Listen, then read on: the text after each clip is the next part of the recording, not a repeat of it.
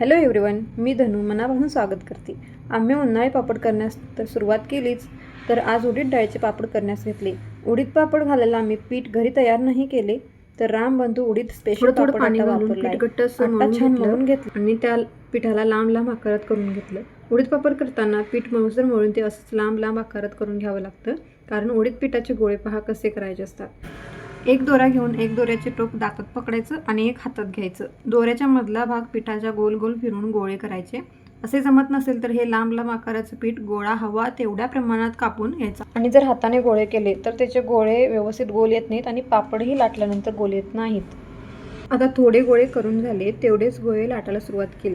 पापड करताना कसं झालं, सरळ पीठ मळायला घेतलं, त्यामुळे पीठ मळतानाचा व्हिडिओ शूट करायला भेटला नाही. त्यासाठी मनापासून सॉरी. तरीही मी सांगते की थोडं थोडं पाणी घेऊन पीठ घट्ट मळायचं, पातळ करायचं नाही. पीठ पातळ झालं तर पापड लाटता येत नाहीत. काही वेळा मी पाहिलं की उडीद पीठ घट्ट मळून ते पाट्यावर चेचलं जातं, पण आम्ही असं काही केलं नाही. पाण्यावरच घट्टसर पीठ मळून घेतलं आणि थोडं तेल लावत मळत मळत ते पीठ मऊ करून घेतलं आणि त्याचे लांब लांब आकार केले.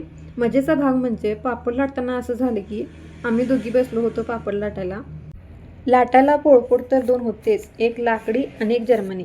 आणि लाटणे पण दोन होतेच, पण एक लाटणं असं होते की त्यांनी लाटताच येईना. म्हणून मग मी काय केलं, एकदा पोळपोट एकदा लाटणं चेंज करत पाहिलं. आता मी हा घेतलाय आमच्या रोजच्या वापरातला पोळपोट आणि लाटणा. याच्यावरती येतच होते पापड लाटायला, गोल गोल झाले होते. आणि रामबंधू उडीद स्पेशल पापड लाटतात, त्यात घातलेला मसाला जो होता, काही जे घालत असतील ते व्यवस्थित पापड लाटताना व्यवस्थित दिसत होते. किती छान झाले पापड, त्यातला मसाला पण वरती दिसत आहे. पापड फाटले पण नाहीत, मस्त असे पापड झाले. आता दोघींना पापड लाटायचे होते म्हणून मी जर्मनी पोळपोट लाटणं घेतलं, तर त्यावर काय पापड लाटता येणार. लहान मुलांच्या खेळण्यातलं ज्योतिबाच्या डोंगरावरून पोळपोट लाटणं आणलं होतं ना, त्यावर करून पाहिलं, तर त्यावर एकच नंबर पापड आले, एकदम भारीच. मग काय मी त्यावरच पूर्ण पापड लाटून घेतले. असं करत करत दोघींनी पापड लाटून घेतले. हे पहा किती छान पापड झालेत, त्यातला मसाले पण किती छान पापडावर दिसत पण आहेत. असं करत दोघींनी पापड लाटून घेतले. बघा किती छान झाले आहेत पापड. रामबंधू पापड आटा 1 किलोच्या पॅकेटमध्ये 100 पापड होतात असं ऐकलं होतं, पण वाटलं नव्हतं की एवढे पापड होतील. पण खरंच 100 पापड झाले सुद्धा. गोळे थोडे बारीक मोठे झाल्यामुळे पापड 100पेक्षा जास्त झाले होते, पण तुम्ही व्यवस्थित अंदाजाने गोळे केला तर 100 मस्त पापड असे होतात. आणखी एक महत्त्वाचा विषय म्हणजे, जे आपण गोळे केले होते ना, ती करायची पद्धत म्हणजे, जर हाताने गोळे बनवले तर त्या गोळ्यांमध्ये भेगा येतात आणि पापड व्यवस्थित लाटता येत नाहीत. म्हणून गोळे करायला अशा पद्धती वापराव्या लागतात.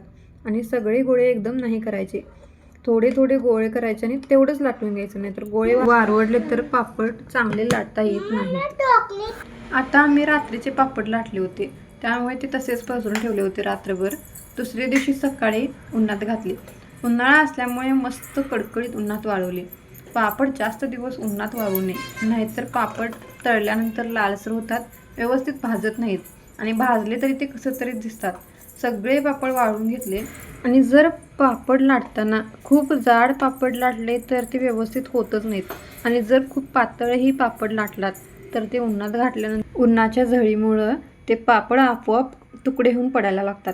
त्यामुळे मी कसं पापड पातळ लाटल्यात, सरळही झालेत आणि व्यवस्थित उन्हात वाळलेत पण. आणि पापडातला मसाला किती छान दिसायला लागला. रामबंधू उडीद स्पेशल पापड आट्यामुळे माझं काम एकदम सोपंच होऊन गेलं.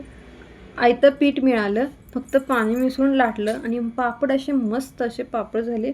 उन्हात वाळले पण कडकडीत, आणि माझ्या पापडाचे तुणके पण नाही पडले. आता पापड 2 दिवस वाळवून घेतल्यात, आता तळून बघूया कसे झालेत पापड. आता पापड तळून तर छान झालेत, लालचं वगैरे काही निघलेत. जसा रंग आहे पापडांचा तसाच रंग निघाला आहे. हे पहा मस्त असे पापड झालेत. आता हे वाळवलेले पापड हवाबंद डब्यात भरून ठेवायचे, जेणेकरून वर्षभर टिकतील आणि बुरशी पण येणार नाही. तर कसा वाटला माझा आजचा व्हिडिओ मला नक्की कमेंट करून सांगा. आणि चॅनेलला अजूनही सबस्क्राईब केलं नसेल तर नक्की सबस्क्राईब कर. चला भेटूया नेक्स्ट व्हिडिओमध्ये. बाय.